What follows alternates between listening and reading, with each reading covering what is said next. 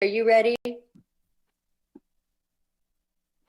I'm not sure whether I have my applicants yet. Okay, do we want I'm to? waiting. Let's see, caller 2. Who's caller 2? Hello? Yes, who's caller 2? This is Cortland Thurman with Midwest Customs Automotive and Auto Group. Okay, good. Okay. That's our applicant for the first 2 cases, which, by the way, will be done as one presentation. Mine. Although we have to vote on them separately. Okay. Thank you for that information. So are we ready? Yes, I'm ready. Okay, thank you. Okay, it is 6:01, so I call this meeting to order. Good evening, and on behalf of the Cities of Independence, welcome to this virtual Planning Commission meeting for May 11th, 2021. For the convenience of those participating in tonight's meeting, I'd like to remind all in attendance, both commissioners and public, to please mute yourself when you are not speaking to prevent distraction and unwanted disruption. Staff will be enforcing this and monitoring those in attendance for questions during the public hearing. And during the public hearing portions of the meeting, staff will call on those who have requested to speak in the order that they signed up. Following that, anyone else who wishes to speak will be recognized. For those who wish to speak tonight, please remember to address all comments and questions to the chair and keep your comments brief and on point. If you agree with the previous comment, simply indicate your agreement. To expedite tonight's meeting, I will ask those who wish to testify or believe they might to be sworn in. So if you will please and can turn your cameras on, your video on, and I will have you raise your right hand. If you cannot turn your video on, I need you to audibly say, I do. So unmute yourself. I'll give you a few minutes to do that.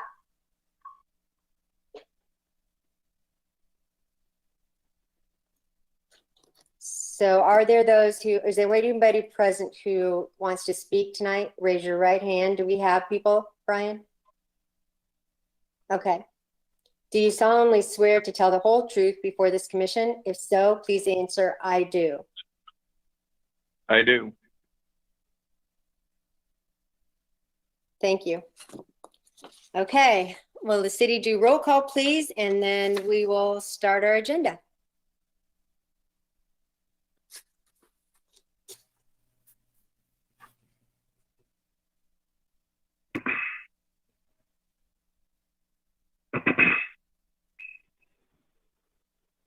Okay.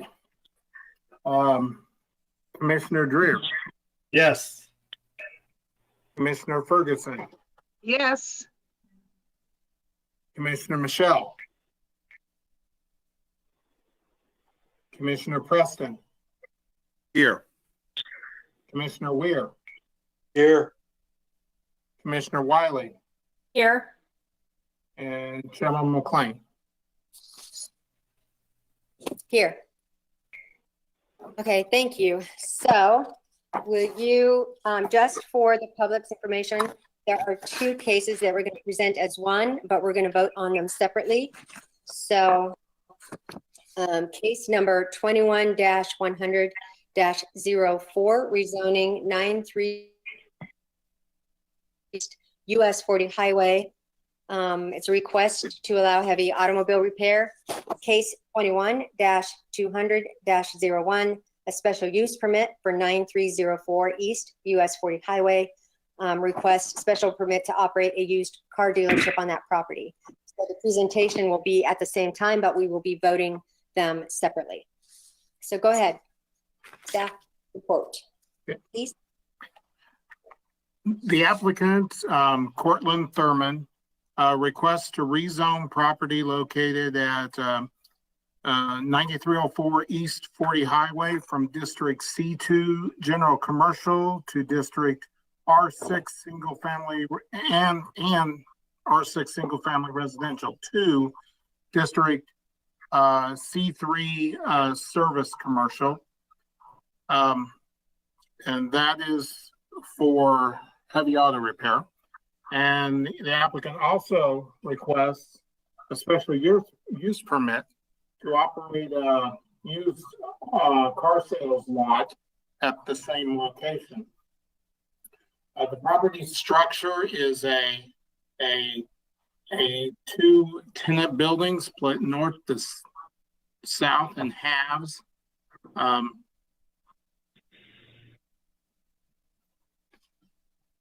The 0.52 acre tract with the existing building and their relatively small paved parking and driving surface would be difficult for to contain the auto business and or the repair business and the sales business.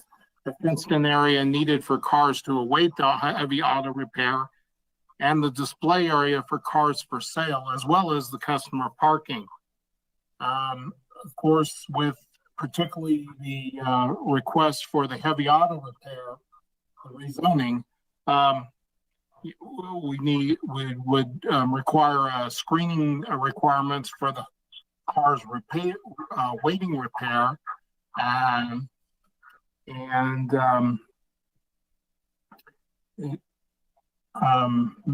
it makes one wonder about the layout of both inventory for sale as well as Madam Chair, can you check with Brian on sound? I don't know if anyone else is experiencing it, but it is almost totally garbled. Oh, I'm sorry. I'll try to speak more clearly. But the question is about, of course, the availability of paved surface for both the needed cars waiting repair and cars for sale, and how that layout would work. And the applicant would need to provide some sort of more clear site plan to indicate that. According to the applicant, the heavy auto repair operation would include paint, collision, and auto body work. These items would, of course, involve fire and environmental reviews and inspections. Brian, I don't mean to interrupt. I think part of the problem is there's a couple people that are unmuted that may be on phones, and I think that might be adding to the noise on our side. So maybe, there we go, one's muted. And if the other one could mute, that would help. I'm sorry to interrupt. Go ahead. Okay. Yeah, also, screening requirements concerning buffering from adjacent residential areas would be a particular concern with this request, and the applicant needs to have a more detailed plan upon how they would or detailed plans showing the landscaping for how they would screen the residential use adjacent from these parked cars. And of course that could be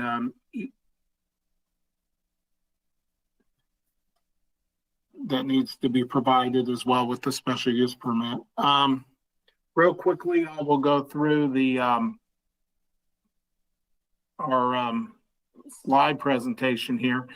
The property in question is where 35th Street converges with 40 Highway in the area near Blue Ridge Cutoff. So that little triangle, and you can see the circle there, just east of Denton is the name of that road. The area is zoned commercial. Like I said, there's a little bit of R6 in the back. This is due to the old stripped out zoning from the county that has multiple zonings on one lot. And if it's rezoned to C3, we'll need to clean that up by including that R6 and R2 both rezoned to C3 if that were to occur. Comprehensive plan, however, sees this area at some point in the future reverting more toward residential.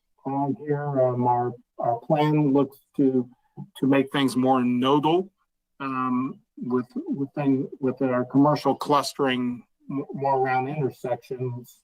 Like this case, we see Blue Ridge Cutoff and 40 Highway being such an intersection. So this is the aerial of the existing building, and this photograph is a couple of years old, but it's similar to what you'd see out there right now. It's a cramped space, like I said, as far as being able to do both of these uses on the same property.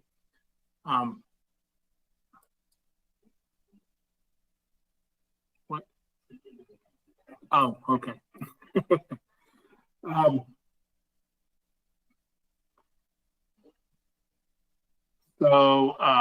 This is some of the pictures. We'll look through these real quickly. This is looking from 40 Highway northward onto the property. This is an existing sign or a recently added sign. It's in the 40 Highway right of way. It would need to be removed. It's not permitted to be there. This is a car lot across the street, a sales use already in the neighborhood. This is looking westward up toward Dixon's Chili, up toward that Blue Ridge Cutoff area. And then this is the backside of this property, looking at it from 35th Street.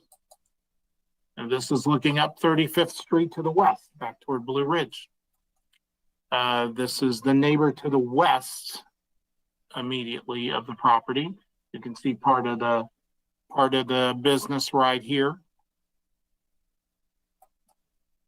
This is looking east along 35th.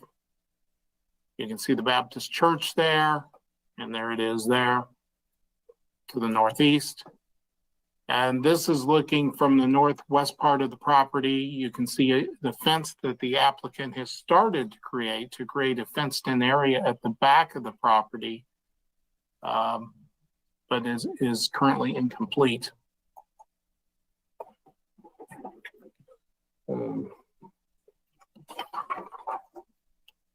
Staff recommends approval of the special use permit portion of this, which is the allowance for the sale of automobiles, with 3 conditions. Provide a solid wood screen behind the front building lines for cars awaiting repair. And he appears to has started doing that. Provide a landscaped solid fence line per code for the adjacent residential buffer there on the east side. Provide a detailed parking screening site plan. Like I said, something that more clearly would show the layout on how this would work and how we could have how the cars or whatever would be parked in the area.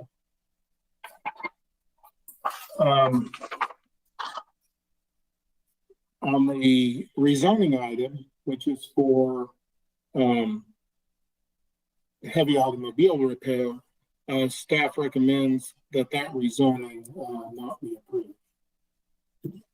And I'm ready to take any questions you may have.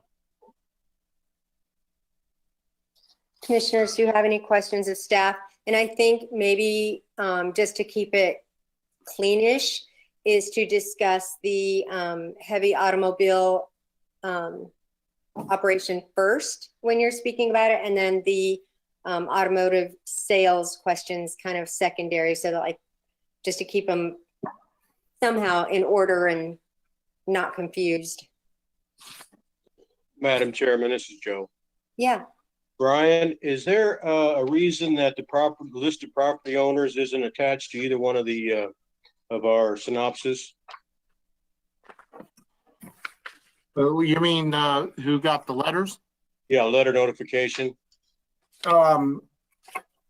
We didn't include that, but he did provide an affidavit that he had sent out the letter to those, and I do have the list here in hand.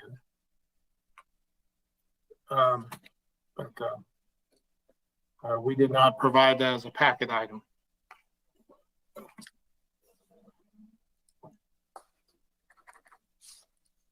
Are there any other questions of the city from the commissioners before we open it up to the public? Madam Chair, Yes. question to staff. I'm not sure, but staff mentioned that there's a sign. Is that sign for the existing business of mechanicing, or what is the purpose of that sign? Of course, they have an existing light repair business that is going on right now as we speak. Okay. That's operating there, and the sign was not permitted and was not reviewed by the city, and is in fact in the right of way. And I'm surprised MoDOT hasn't come by and taken it down. Okay. Further, how long has this business been operating? I don't have that information right at hand. I don't have their business license, but the applicant, we can ask him momentarily. Okay. I'm concerned also the fencing is incomplete. And therefore, I suppose that's relevant to if they just started, that then I'll understand the fencing being incomplete. But if they've been in business for some time, that would be of concern going forward. I'm just at this point concerned about an application with existing violations coming before the Planning Commission. But I suppose I will defer on that until the applicant has had an opportunity to present. Madam Chair, I yield back. Thank you. I do have one question. And I know I should know this, but is light repairs, auto repair, does that work in with the commercial, general commercial? Yeah, the C2 zoning is sufficient for light auto repair, and they have a business license for that purpose now. Okay, thank you. Any other commissioner questions before we open it to the public? Yes, Madam Chair. Staff did mention Yes. a better site plan. Would a better site plan compensates for what appears to be already a congested use of land? Or perhaps should I defer that till the applicant has had a chance to speak? I mean, I think staff's concern is, they're wanting to do these two uses, but they're not showing us how they would be able to do this within this limited area, where the fenced area would be, how many vehicles for heavy auto repair they could put in that fenced in area, where would, how many vehicles they would have for sale, where they would be in relation to available customer parking and the required handicap space, and all these issues relate to one another. then if there's no site plan, and then obviously we don't know how this is going to be used, then why are we entertaining this at this point without a site plan?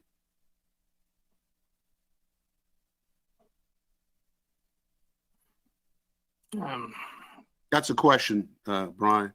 Yeah, and particularly, and the site plan need is most acute. It's if you were going to have the heavy auto repair, because you specifically you have to indicate where you're gonna separate these two uses. If a sales lot, is far less complicated. You have the existing parking lot. You would park vehicles for sale in that. Brian, it would appear to me that it would be extremely difficult, and I'm speaking as a sole commissioner, for this commission to seriously consider this application without a site plan. There's already tremendous usage. We're going to look at heavy auto repair, light auto repair, auto sales, and there's no site plan being presented with this application. My question then is this application complete? Or should it even be presented to this commission at this point? Heather, Rick, I see you're unmuted. Do you have additional thoughts? I agree with Commissioner Preston. I was just going to say that, and I thought there was and I was trying to look it up real quick. Isn't there a lot restriction or amount of ground that has to be done on for used car lot itself, Brian? Well, and that would be the reason why you have to have the special use. Okay. The special use is required because of the square footage, or if you didn't have a building that was, I'm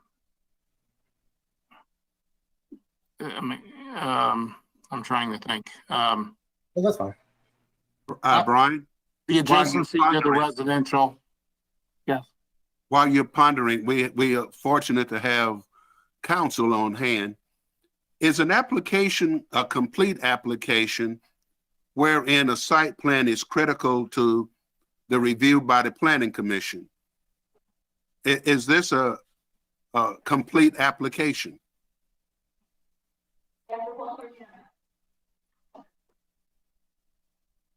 And I pose that to Councilor Langford. I will have to get back with you on that. I do not know the answer as to what constitutes a completed application. That's not really a legal issue. That's more of an administrative issue. Right. Because I don't think there are any legal standards that would apply in this. I don't think that's a question I can answer tonight, because I think I would probably need to talk to Jordan and maybe Stuart Borders about that. But that does raise an interesting question. And Jordan's here. And Jordan's here. Jordan, yeah. can you shed some light on? I can try to elaborate. So sometimes in lieu of a site plan, we will have those conditions.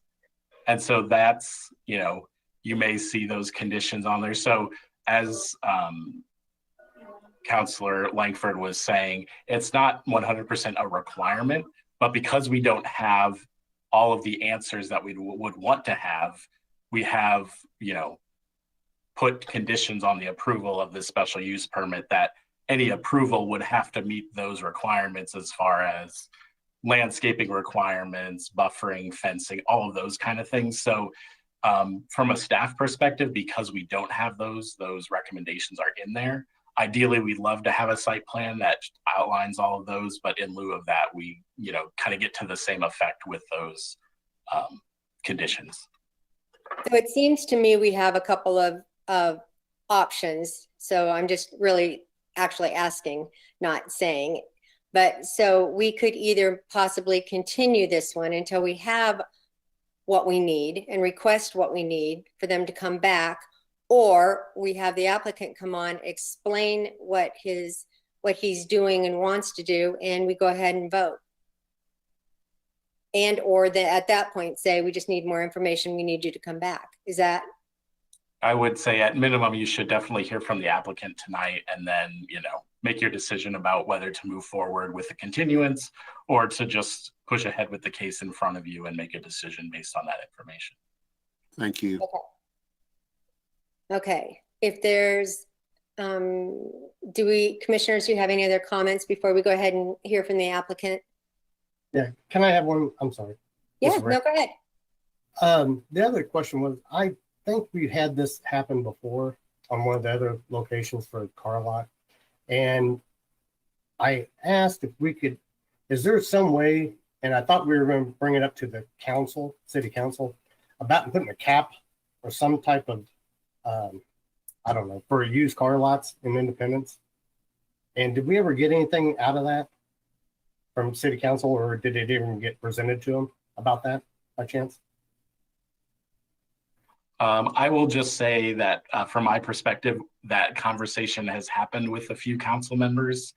And if we felt that it would be successful, we would have brought something forward to this body. So that is something that if this group would like to direct staff to go back and look at, we can certainly do. And, you all can make a recommendation to council. But at this point, that's kind of where we're at, that we're in a wait and see from council perspective. Okay. Thank you. All right. Thank you. Thank you, everybody.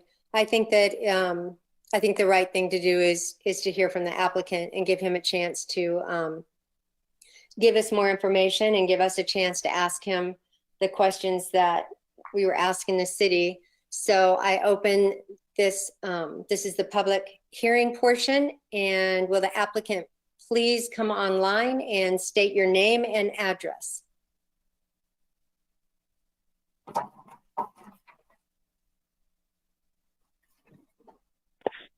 Hello? Hello? Yes. Okay, I'm not sure. I'm sorry. Can you all hear me? Yes. Can you please state your name and address? It's Cortland Thurman. The address is 9304 East US 40 Highway, Independence, Actually, Missouri. Your home address, sorry. Oh, the home address? It's 1118 Queens Place, Kansas City, Missouri. Thank you. And then if you'll just give us, first talk about the heavy automobile repair usage, and then the special use for the auto sales, kind of in that order, since kind of that's the way we presented it. Just tell us anything that you want us to know, and then we'll let the commissioners ask questions. Okay, sure, no problem. Definitely, what is the goal of it is Midwest Customs Automotive is a repair facility that does body collision repairs, and the auto group is where this the sales. So basically, it's one entity, which is one company. It's just two different LLCs. What occurs is the auto group will purchase the vehicle at the auction. It may be a wreck car or something, or may need some light work, which is, for instance, a fender repair. What we'll do is the body shop, which is Midwest Customs Automotive, will repair it, and then it's up for sale through the auto group company. Basically, it's not where Midwest Customs Automotive is going to be selling any vehicles or anything like that. They just only do the repairs for the cars. When you define heavy duty, I wouldn't call a fender replacement or a hood or anything like that heavy duty. It is a light repair. The only thing I would probably consider as a heavy automobile repair would be if you were doing like a restoration of an old school, where you'll completely do all over, like on classic cars. That's pretty much all over heavy duty, but I don't even consider that, because it's usually panel cleaning or panel replacement is basically on that job. Pertaining to the fence was started of last year. We have not been open as far as business or anything like that. We've been just doing our own personal cars, trying to get them all together as far as trying to repair them and put them up for sale for this summertime. but unfortunately we hadn't been able to meet the requirements as far as that deadline and things like that. Just getting everything in order. The fence was in progress. What happened? Wintertime came in, and the weather was so cold that you couldn't put the concrete in the poles. So we ended up deceasing that until it was like springtime, and we were gonna start back up and put the fence back up. Basically, on that side, that was the goal of it, is to have that all fenced in so you couldn't see in there in that section if there was cars that was parked or anything like that. The front will house the vehicles that's up for sale, and every car that we have there are not customers. They're one of ours that we're putting together as far as for selling and things or restoring.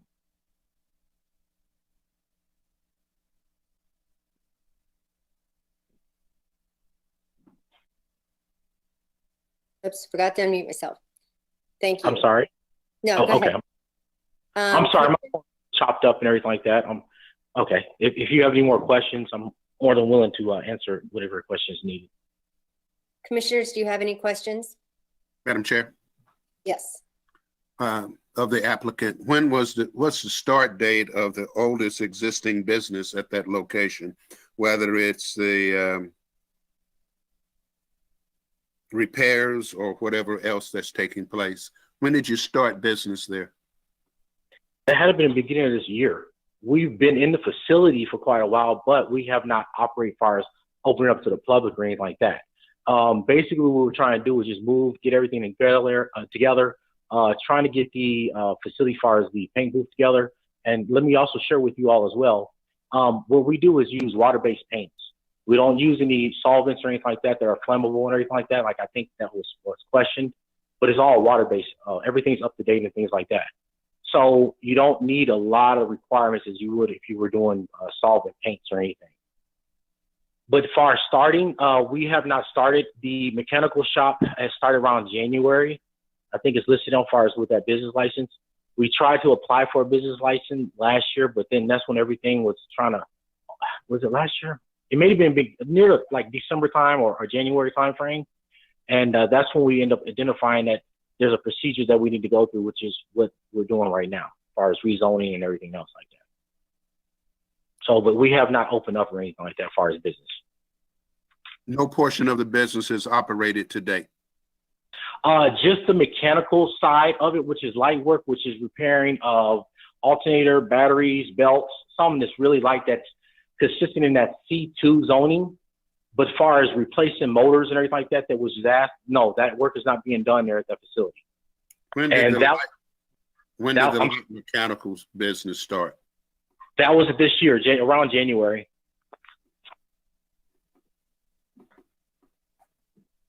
And I believe it got approved maybe a couple of months ago because it was concerning on but that's another business that's right there just operating out of the bays and everything like that.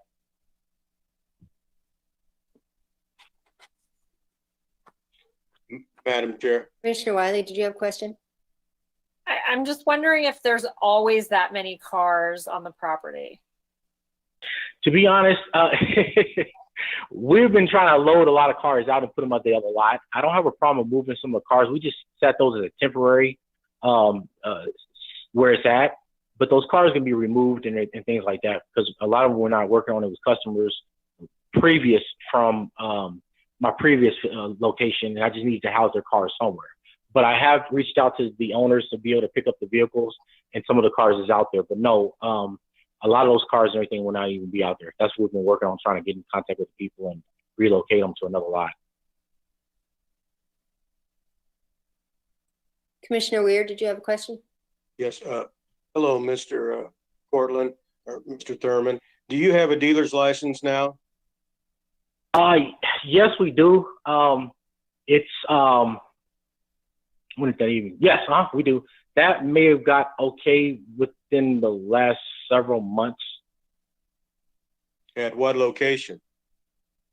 Right now I'm using a friend's location, just as a temporary office usage, right off of 135 10 Oak. And So we were trying to. You've applied for a Missouri dealer's license there? Correct. We had to continue on renewing and everything. Yes, we did. We just use this facility, small little office and everything like that for now. But we're trying to get everything transferred over to the new facility. I see. So you're not selling cars here now. No, I'm not doing any of that. No, I'm not even open up for business. But the only thing that is open up is just the mechanical, where he's doing light work, which is like I was saying, the alternators, batteries, stuff like that that pertains to that C2 zoning. I see. Well, I just noticed your sign and the sign on the wall that kind of indicates that you are, but I can see it does take time to move. Yeah. And anything that's asked, I don't have a problem as far as whatever we have to do to be in a compliance as far as what's needed, as well as if it needs scenery, as far as looking presentable. I don't have a problem with doing any of that at all. Like I said, I'll remove majority of those cars. And I do have a plan as far as what it's going to look like and things like that, what the goal of it is. So we can possibly revisit what the plan is and what the intentions are. I'm more than welcome to share that with you all. And so are you renting this building with somebody else and running two different businesses? That is, yes, it is. That's correct. It's really Midwest Customs is still the same thing, Auto Group, as well as Midwest Customs Automotive. I did rent it out to a friend of mine who was doing small repairs as far as, doing the motor work and everything like that, which he's applied for his license and stuff. So he's got the front, just one of the bays. He doesn't have all of it, just one bay of it. And his sign is right there underneath that one bay that he has. So he's really just renting out a stall. I see. So, is there going to be two dealers' license applied for? It may be. I don't know. It's still up in the air and everything. I know officially for Auto Group, yes. As far as what my company is, yes. But as far as the second one, I'm not too sure. I don't know. They may do it. They may not. I know that from what I've been informed, you can have up to 3 dealers' licenses and stuff like that. But again, like I said, we have to kind of figure that out later on if that's going to something we're going to pursue or not. But I right now, I don't think so. Thank you. This is Cindy McLean. It seems like you've got a lot of things going on in one place. Can you kind of give us an idea of why we don't have a site plan? Because we're just generally used to having a more complete package and being able to see your future dreams and your hopes and kind of curious why we don't have that. To be honest and everything like that, there is no reasoning or justification. Again, this is like my first go around of being in situations like this. So I'm still learning as I go. I've required and did everything that the packet asked me to do. As far as putting a plan together, I don't have a problem with trying to put something together to give you a visual or possibly an idea of what the goal of it is. This is an all-one roof where everything is done automotive pertaining to a car. You got a mechanic, a light work mechanical. You got body work as well as the auto sales and everything like that. So it's all in one house, basically. But as far as trying to get the blueprint or an ideal of a plan, I wasn't aware of that. I thought we submitted everything that we possibly could to complete the application.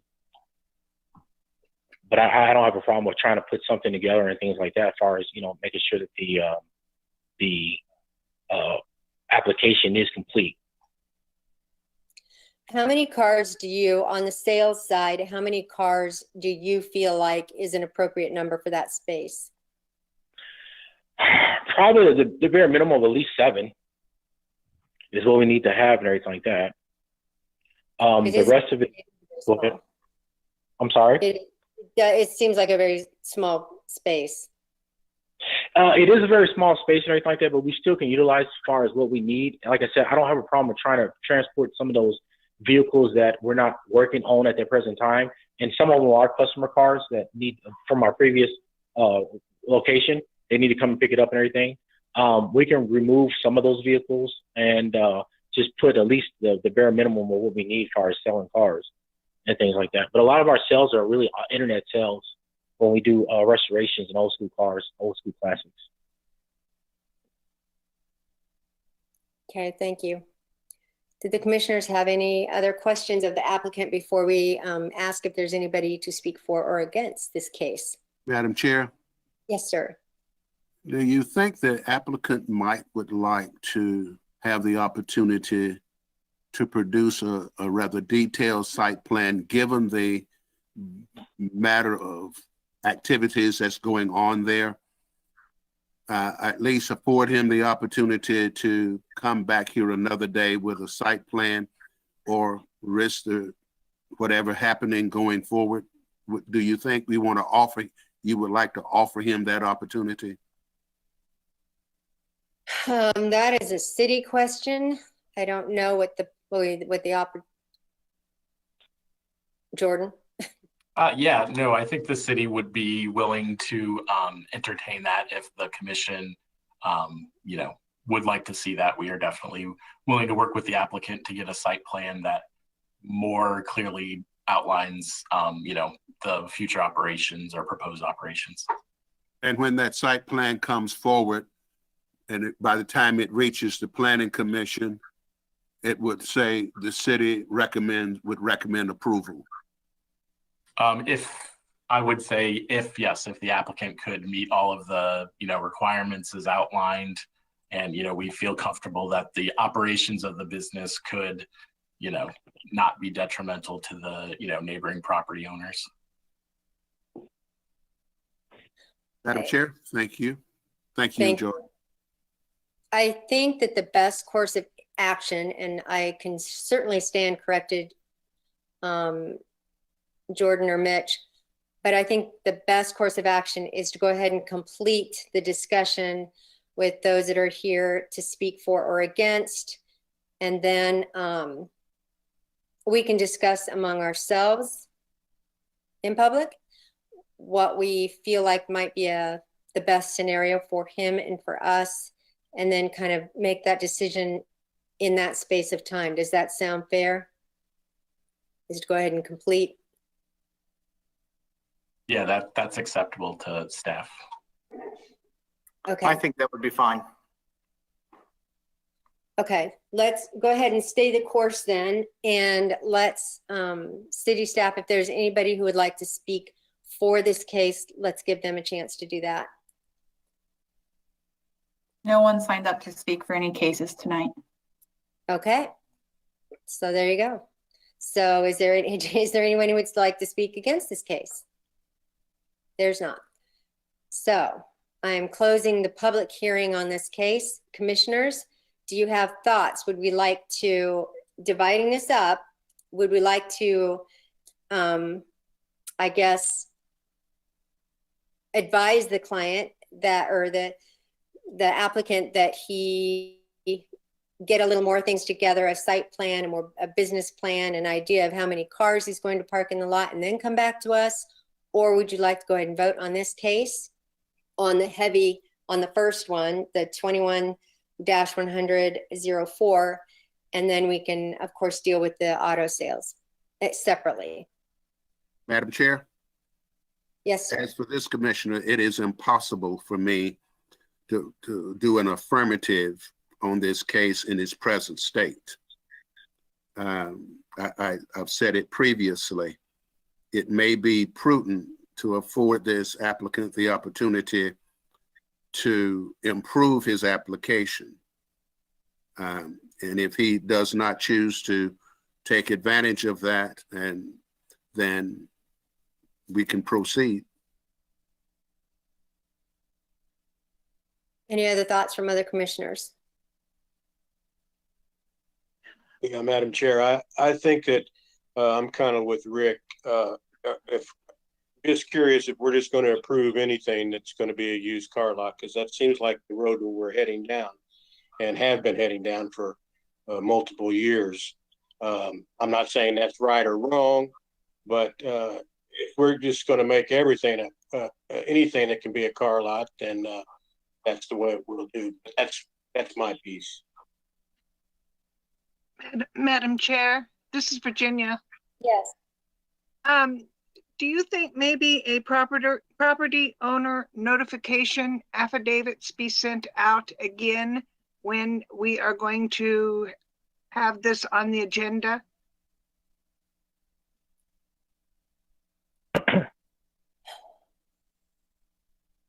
Jordan? That's something we can definitely do depending on when that, when this case would come back again. It would be probably prudent to allow the, neighboring property owners to make public comment if they wish to. Thank you. Madam Chair, Yes. I think Commissioner Weir made a excellent point. Given the state of 40 Highway and the desire to try to improve its image, is there anything this applicant could possibly do to improve the application that it would be approved before this commission? And therefore, perhaps we go forward, or perhaps the applicant will withdraw his application or request additional time. But I'm sensitive to what Commissioner Weir statement he just made in referencing Commissioner Drew. So I think what I'm hearing is that maybe what we do is recommend to the applicant that he take both of these applications and rethink them, come up with a more solid plan that fits within our guidelines, address some of the issues that the city has said are really tough issues to meet approval, and then come back to us for both applications. Is that what I'm hearing? I'm saying he may do that, but of course this commission reserves the right to make the decisions it's going to make given the information before it, and therefore coming back with a more complete plan is no assurance that this commission is going to approve that. But nevertheless, I'm feeling there's no way I can possibly vote favorably to this application at this time. So does somebody want to make a motion to recommend that we have this applicant go back to the drawing board, so to speak, on both applications? Madam Chair? Yes.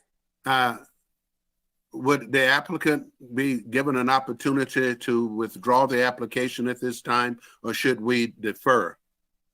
I don't know what is the appropriate protocol there. I'm not sure either, Jordan. Or does it make a Yeah, difference? if the applicant would like to take that opportunity, he would just indicate at this time that he would like to withdraw these cases, and we would be happy to work with him, on making a new application with those updated plans and specifications as we've talked about, and get this on a future agenda. Mr. Thurman, are you, what are you thinking? Would you like to withdraw and then come back to us on this? I feel like it may be, you may be getting a no if you don't, I guess. Okay. I'm gathering that. I don't have a problem with that. Whatever we have to do to move forward, we can with. I guess I can just try to reach out to Jordan and ask him for assistance, as well as Brian, because they've been helping me on the whole situation as far as putting everything together. If we need to come back and address it with more of a precise, detailed description of what we're going to be doing, I don't have a problem with that. So yeah. If we have to withdraw and everything like that, then to come back, I'm fine with that. Whatever we need to do that you feel like is in the best interest of me right now, that would I think, just go ahead. I think it's sounding like that. No, go ahead. Commissioner Wiley, do you want to chime in real quick? I think this would be better for the applicant in the long run. I think this would be a better course, and we're just continuing it to another meeting, and so I think that would give everybody the time they need to give us a site plan, and I think that would be better. Yeah, I think that's probably consensus. I think that one of, maybe we can help you out with what we're looking for. So 40 Highway is very important to the city right now to get it cleaned up, to lower the crime rate. I know the city's trying to pay a lot of attention to 40 Highway. So of course, we're trying to do our due course and make sure that things that we approve are falling within the city vision for 40 Highway. And so I think if you can kind of take a look at those things, being cognizant of the neighborhood around you, being cognizant of the street view, being cognizant of barriers and landscaping. I think if you can address some of those issues that will help us make better decisions as well, because that is probably what we're all looking for improvement in 40 Highway, which means, you know, that's up to a business to do that work. So that might give you some guidance. But yes, if you're willing to withdraw it, I think that that's fine, and we have to vote to continue the case, correct? Or we don't? No, it sounds like the route we're going to go is to have the applicant state that he would like to withdraw these applications and Okay. basically make a new application, and staff will work with him on waiving fees so that we're getting him through this process, but getting you as the commission a better product to review, and working with the applicant to make sure that he's, putting his best foot forward to you guys and to council. So I think so we no need for a vote to continue, but we do need the applicant to just state that he intends to withdraw these applications and then work with staff to make new ones. Okay. Did you hear that, Mr. Thurman? Yes, I did. Okay, thank you. So if you are willing and can make that statement, that would be great. Okay, I am Cortland Thurman with Midwest Customs Automotive as well as Auto Group. I'm willing to remove, I forgot what the word. Withdraw. I'm sorry? Withdraw. Withdraw, correct. Withdraw from this case and present a new case later on. Madam Chair, he stated that he was willing. He didn't say that he would. He needs to be more succinct in that. And I would. To learn it. No problem. I would be willing to withdraw from the case and submit a new proposal on case with detailed information. Okay, so I'm going to restate this for you, and then you can just agree. So the applicant, Cortland Thurman, is withdrawing case number 21-100-04 and case number 21-200-01 for special use permit on 40 Highway for used car dealership property. And then the other one to allow heavy automobile repair. Do you agree? I agree. Okay, thank you. Okay, that case is withdrawn, and good luck, and draw pretty pictures for us. Definitely will. I appreciate you all definitely taking the time, and we'll get this straight. So we'll get it all together with Jordan's help and Brian's help. So perfect. Thank you. We wish you so much. Thank you. You guys have a good night. Thank you. You too. Okay, next case, 21-810-02, preliminary development plan on 2901-2925 South Harvard Avenue. Merrick De La Torre, on behalf of CBD Capital Investments, LLC, requests approval for a fourplex development located west of South Sterling and north of East Shealy Road. Staff, will you give your report? Yes, as you can see from the, let me start this.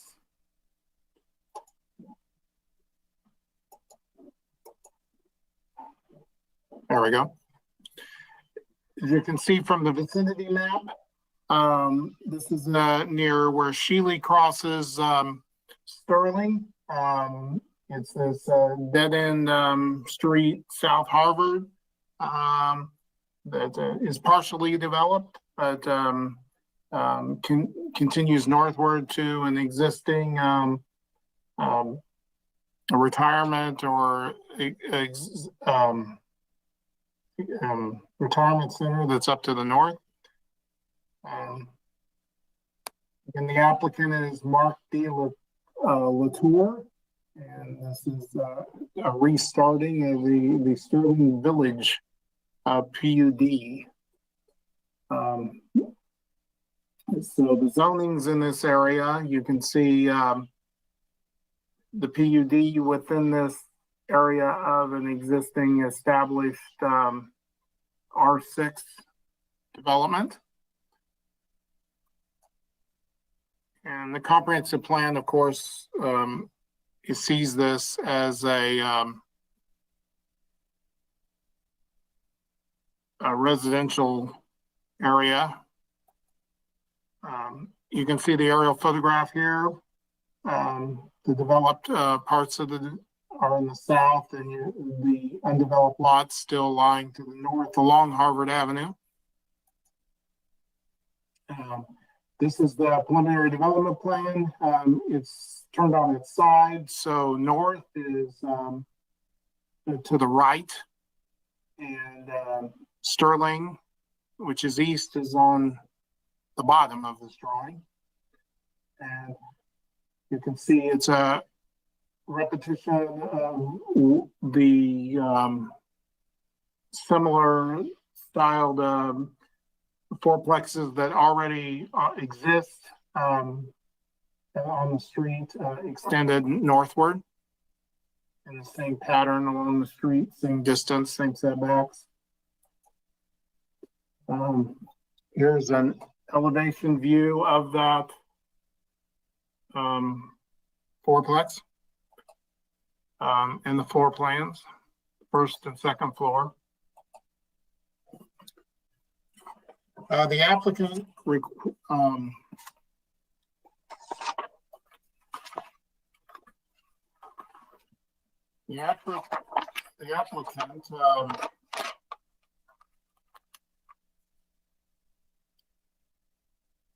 is restarting, again, like I said, a development that first was initiated in February 1999, which was to include 62 living units. Madam Chair, I don't understand anything. Brian, I don't know where you're far away from the mic or what, but I'm not. I'll get closer to the mic here. Is that better? That Yeah, I is so think much it's when you better. turn away. Okay, I won't turn away anymore.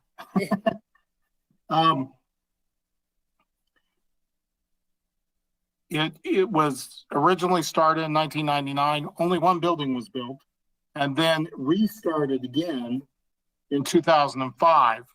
And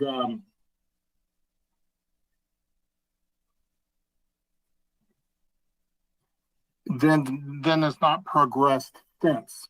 So the remaining 13 lots have been built or bought, I'm sorry, by SBD Capital. Plan is for 13 fourplexes that would occupy the lots and create 72 additional dwelling units. The buildings would be 2-story, like the ones that are already there. However, these would have more bedrooms. They were 3 and 4 rather than 2 and 3. The units would be a little bit larger, 1,400 square feet in area. Of course, just like the other units, 1-car garage, 1-car driveway. The structures will all have 30-year architectural shingles, high-end vinyl siding, quality windows, and Train brand HVAC systems. The roofs will be weathered in color. The buildings will have a variety of colors, gray and scale. The new buildings will generally architecturally match the existing structures. However, the existing structures are brick facade on front. That was a condition in the earlier final development plan from a few years ago, and staff believes that pattern should be continued. The applicant has had discussions with the existing Homes Association president, is willing to take over the entire HOA as soon as they begin construction.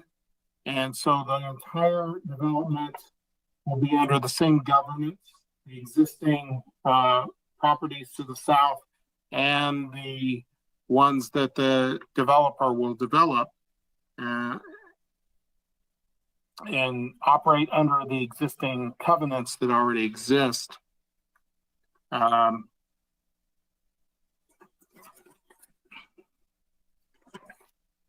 Staff recommends approval of this. Real quickly, I will go through the pictures, and then we'll do conditions for approval.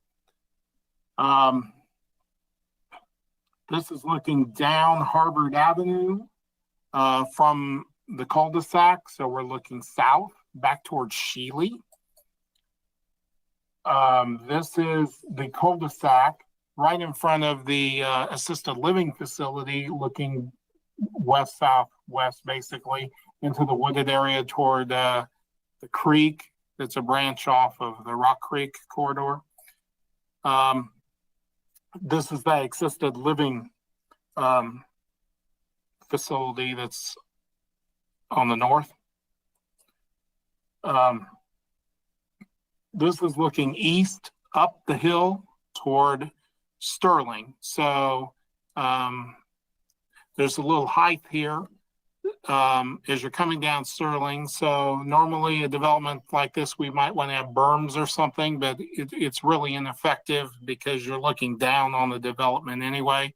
So you can't really berm from it. As you can see, this is looking, this is looking northbound up Sterling, and you can see how that slopes down into the addition to the west there. And then this is looking the other direction. So you're looking toward the house that's at the corner of Shealy and Sterling. That was the original property owner of this entire property. And this is looking back north again from a little bit farther south. So this is the end of the end of the current development. The road is off to our right, going down toward us, but toward the right there. The tall grass is kind of hard to see the street. This is in that same field, turned around, looking north back toward the assisted living facility. This is looking toward the road, and then across the road and to the woods to the west where the creek is. And this is looking back south again and looking at some of the lots that are on the west side of Harvard near the woods. Staff recommends approval of this PUD preliminary development plan with the following conditions. More trees and shrubs are needed for screening along South Sterling Avenue. A detailed copy of a landscaping and screening plan meeting these screening and landscaping conditions stated in the earlier final development plan is needed. So this again is a new preliminary plan. Generally are the detail that we look for in as far as landscaping goes is something we deal with administratively in the final development plan. So this just states the need for that. Add a note to the plan that states that all living units will be served by individual utility services. On the preliminary and the final development plans, list the following setbacks: 50-foot building setback along Sterling Avenue, and driveway lengths must be at least 18 feet from property line to provide the adequate outdoor off-street parking for each unit. The floor plans and building elevations shall generally conform to the drawings submitted with this development plan, but also contain the required below. And like I mentioned earlier, at least the lowest floor of the front building facade shall be masonry or stone. And of course, submit that drawing with the final development plan. Masonry and stone materials should be used as with the earlier fourplexes constructed. And C, the roof materials shall be a 30-year timberline or equivalent.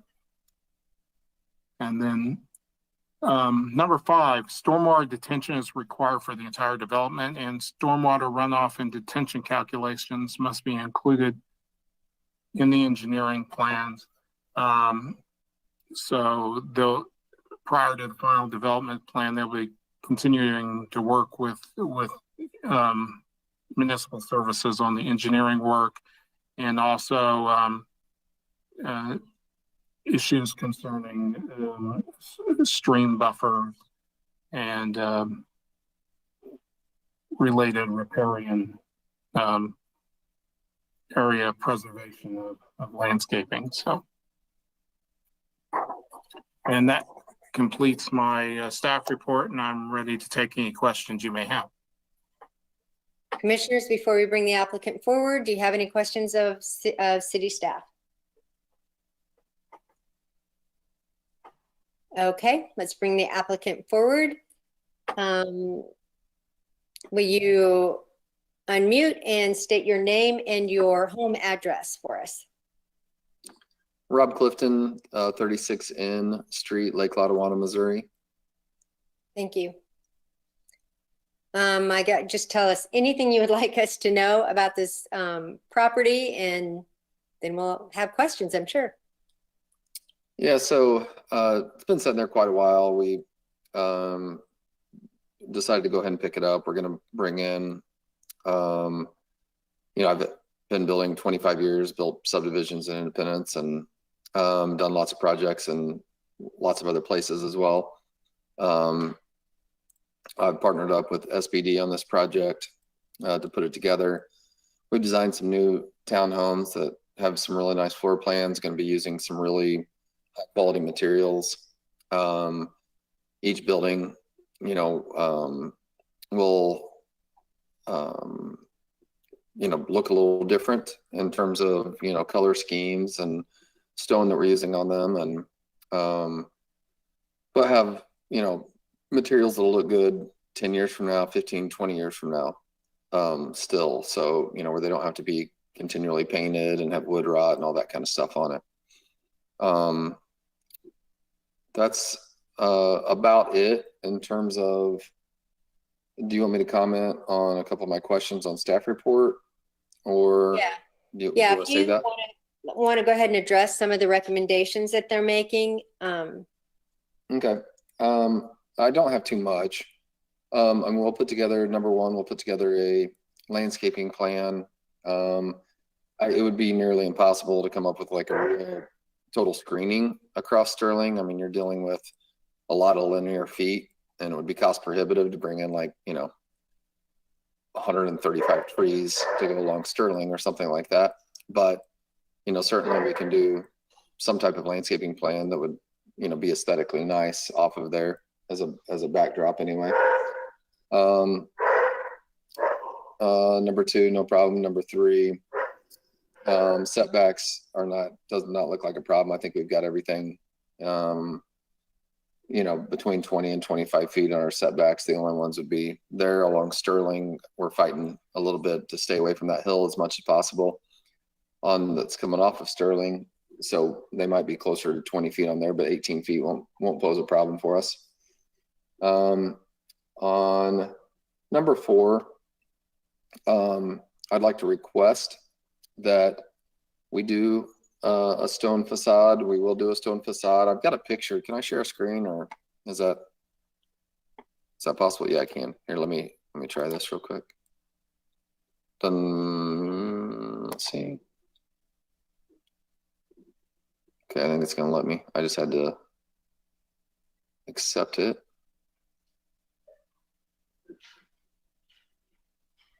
I think it's trying to.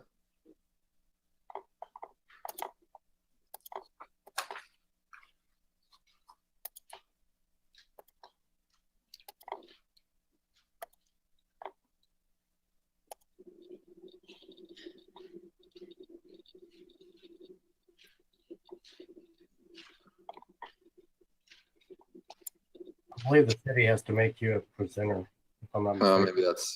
Maybe that's a problem. I think I did. Rob, I think I made you a presenter just now. Okay, let me try again here.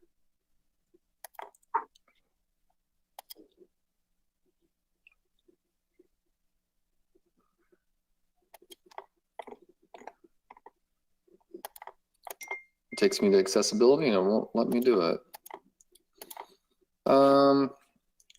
Okay, I don't think that's on your side. I think for some reason, I've never had a problem before sharing my screen on any of these, but I know how to do it on Zoom, but I'm no good at I just meeting. did it on a Kansas City meeting today at 2 o'clock, and I can't do it on GoToMeeting for some reason. And when I go to my accessibility, it won't let me turn on. Anyway, you guys have seen it before where you've got a, I'm gonna email this to Brian real quick, and maybe Brian can show it.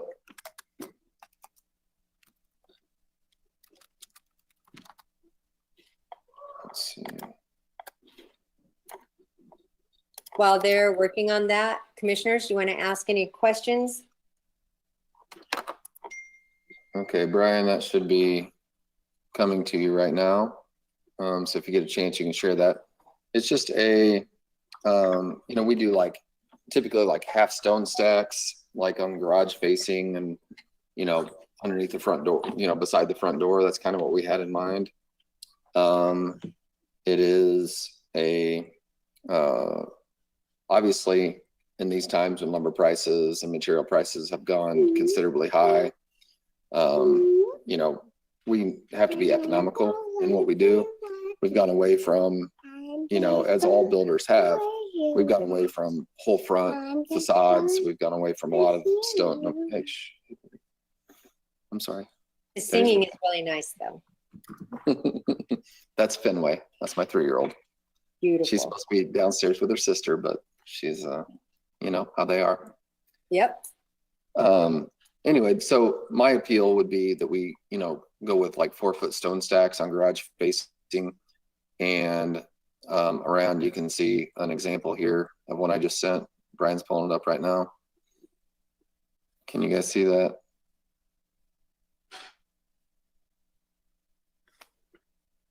So around the front doors, you know, and 4 foot up on stone garage facings.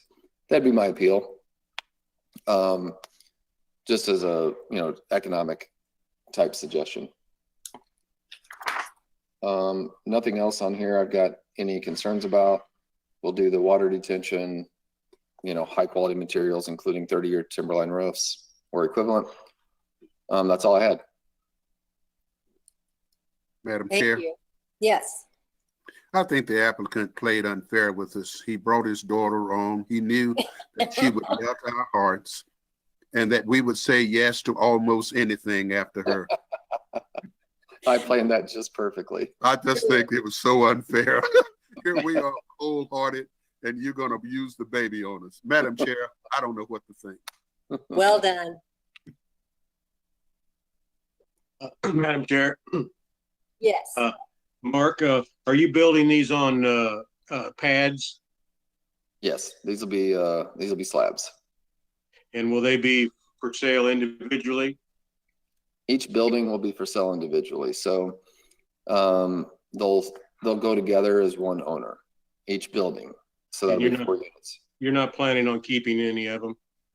No. SPD is a property management company, developer, and they probably manage in the neighborhood of 200 properties in Independence and probably around 1,000 overall in the Kansas City metro region, and in, I can't remember the other city there, Omaha, maybe. I may not be right about that, but so Mark has built. We actually kind of started together when he came to Kansas City and started buying properties. We both buy off the courthouse steps, and started competing against each other. I mean, this is like 15, 20 years ago. And he built I stayed more on the new construction side, and I still buy off the courthouse steps. He stayed on the property management side and has built quite a big business on the property management side. So on the back of these of the buildings, you know, you're going to have the Sterling will have a nice view down to the buildings. Yes. You will have quite a bit of water running down towards the back of those buildings. Mm-hmm. Think that you need, you know, you're probably aware of that, but I noticed it said there wasn't be any berms of any type or something like that. But You will have a lot of water running off the backside of Sterling. Yeah, so part of what we do when we're building anything, you know, I was trying to think of one I did in Independence, but like I've got single family houses going in Royal View Meadows, which is right off 40 in Sterling, if you guys are familiar with that area.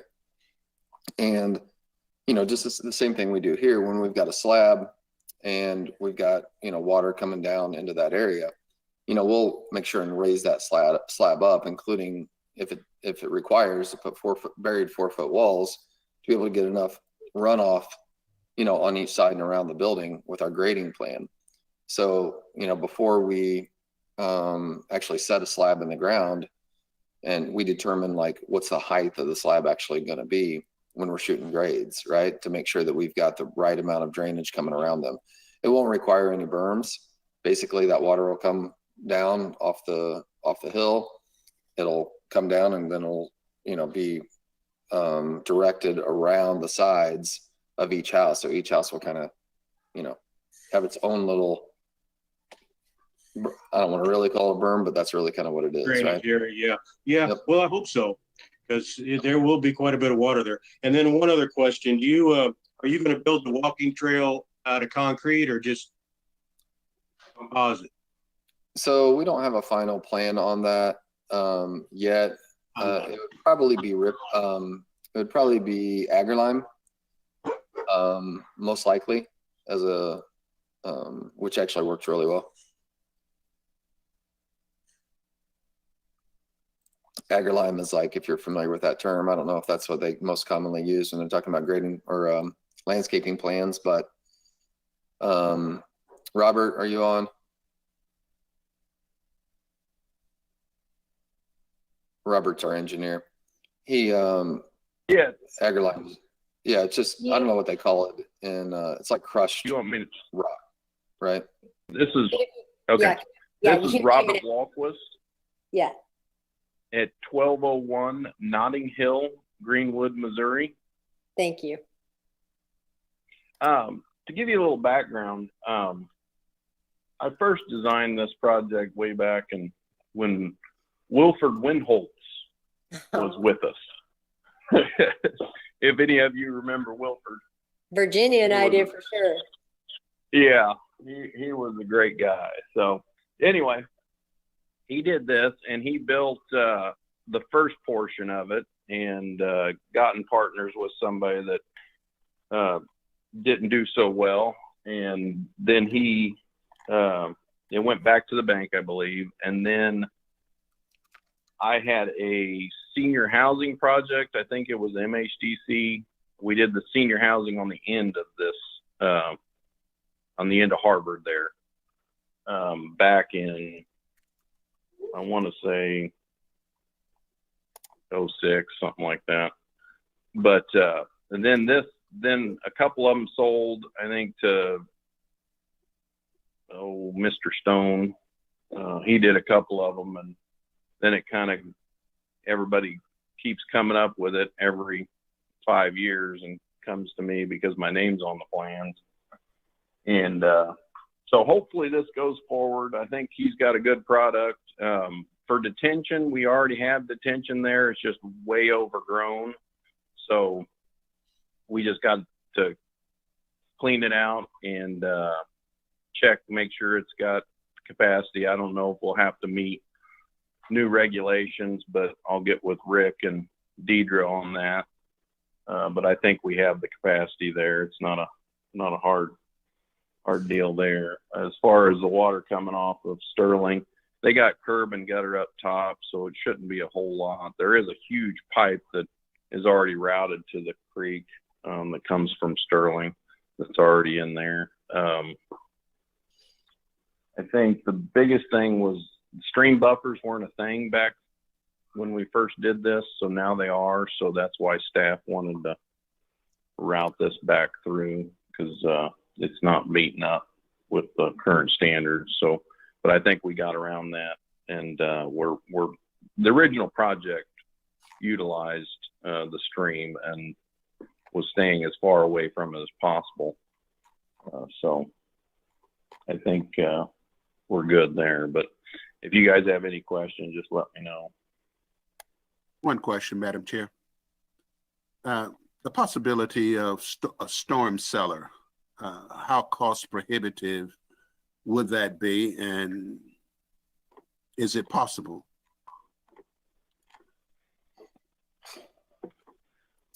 That would be that to the engineer. Developer. Yeah, that'd probably be for the developer. Now, I know the senior housing, I apologize. I know the senior housing has tornado proof shelters in it. I don't know if you can get an agreement with them, but I'm sure in case they probably wouldn't mind a couple of residents coming in there, but. Yeah, it wouldn't be cheap. It would be cost prohibitive is the correct answer. You know, there are, I don't know what the cost of them are. I know there's some that you can buy and bury that, you know, will house like a certain amount of people, that wouldn't be part of the actual structure per se, that people do like afterwards, people that live in slab homes and things like that they do. But it's cost prohibitive to actually do some type of storm shelter or basement. By the time you put in, you know, excavate it, put in foundation walls, stairs to access it. Plus you've got to do a complete redesign of the actual building if they were accessible individually, because there's not like room for stairs on these things. You know, part of the it's a game of, you know, economics. You're trying to fit as much living space and good usable living space into a smaller area to keep it, you know, cost effective. And in this day and time, it's, you know, these things, since we started the design of them, have gone up in price, you know, almost $85,000 since I started this project, right? Each building. That's a lot of money, you know, that we can't necessarily turn around and get back. Because as you know, investment property, you're buying off cap rates. You know, it's not like you're buying off of, because it's doesn't matter how much it costs. If it doesn't bring rent, it's not a good investment, right? So that's what we're battling. So you got to be able to keep costs down. I didn't mean to put you in a seat on that, only had it been considered, really. But thank you for the response. Yes, absolutely. Are there any other questions from commissioners before we open it up to the public? Okay, I'm going to open this up to the public. Is there anyone here to speak for this case?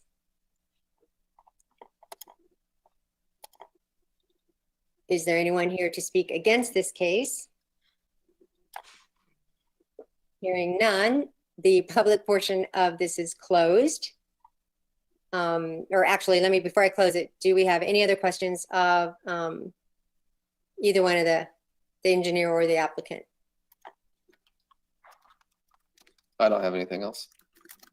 Okay, public portion is closed. Commissioners, do we have any questions or discussion or a motion?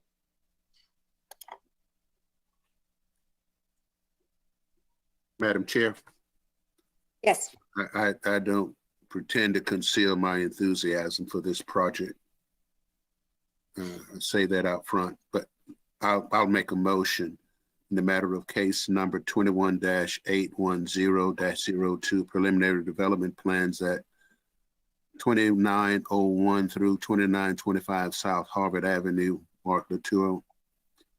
I move for approval of these preliminary plans, including citing the required recommendations of staff, numbers 1 through 5.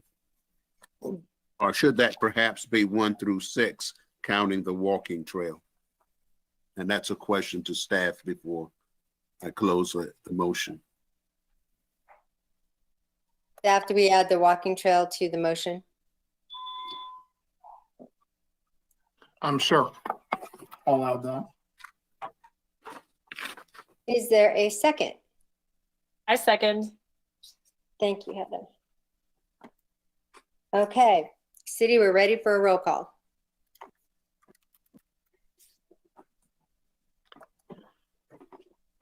Okay, Commissioner Dreer, Yes. Commissioner Ferguson, Yes. Commissioner Preston, Yes. Commissioner Weir,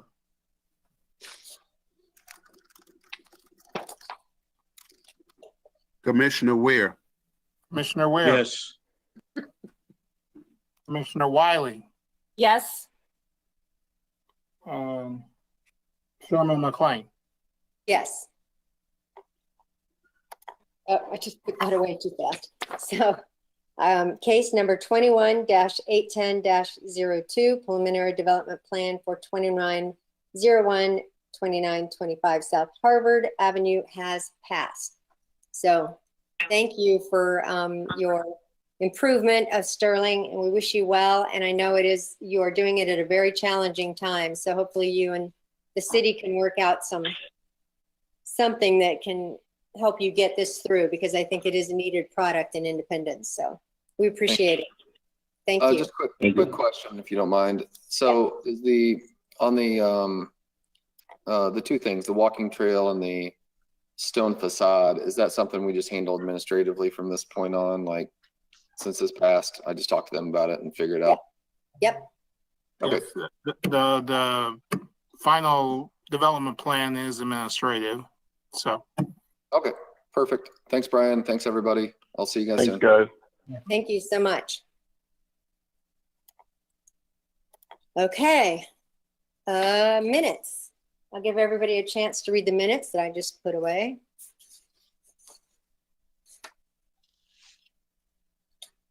Madam Chair, Yes.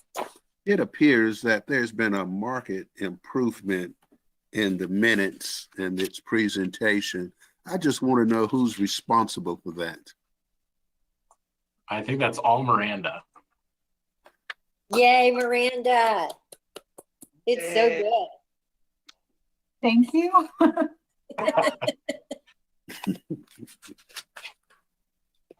Somebody's listening to us. No. My favorite is getting to watch it live and going back tomorrow and filling in the gaps.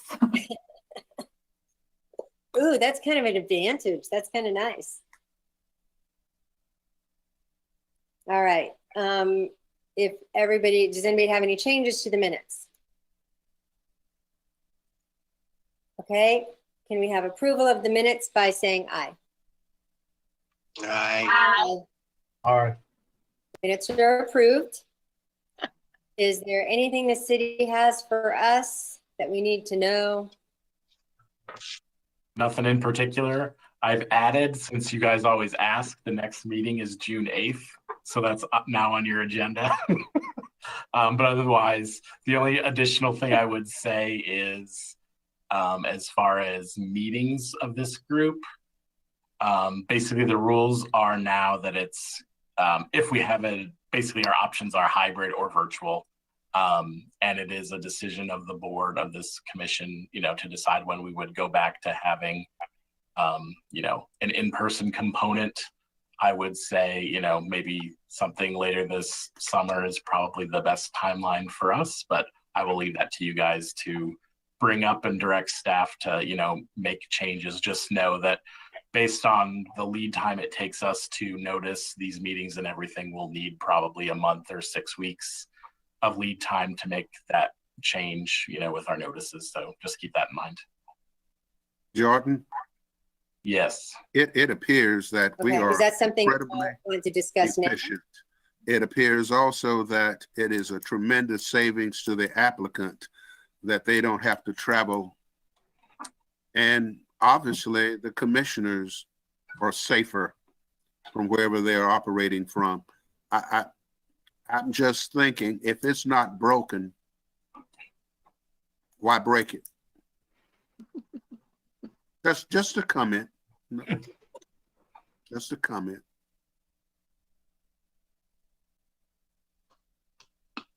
Well, unless there's opposition, let's carve out a little time for the June 8th meeting, and we can discuss it. Yeah. And kind of decide what we'd like for a timeline. Thank you. Okay. Anything else, Jordan? Nope, nothing else. Okay. The only thing I have, I don't know, some of you weren't on yet, but Ralph, you know, who drives the wagon on the square, he's in the hospital and non-responsive. So I would just like for everyone to remember him in your prayers. He's pretty special to us up here. So remember him in your prayers. It doesn't look good. So. No. Will do. Definitely. Thank you. Good meeting, everybody. I think we made the Thank right you. decisions. Is Have a he good at evening. Center Point? Thank you, Cindy, Madam is he Chair. at Center Point? I believe he's at KU. KU. Thank you. Mhm.